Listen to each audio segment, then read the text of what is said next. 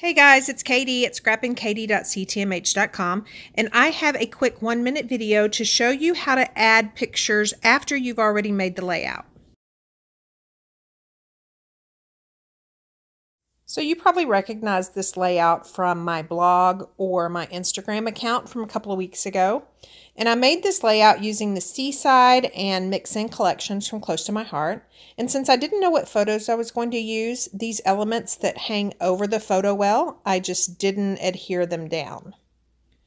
So you can see me lifting those up.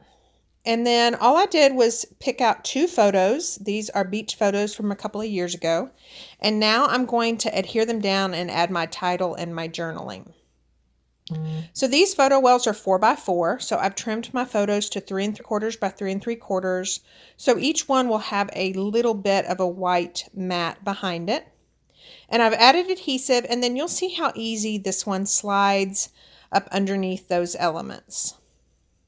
And then I just make sure that it's adhered down well.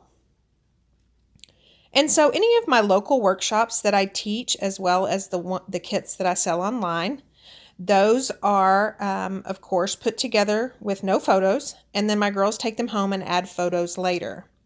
And so some people say, well, I don't want a scrapbook like that. I'd rather take my photo and build my layout around it. And I don't print square photos. I don't even have an Instagram account. Well, these photos were printed on 4x6 photo paper, and I just trimmed them down to fit my photo wells. And now I can add my title and my journaling, and I'm done.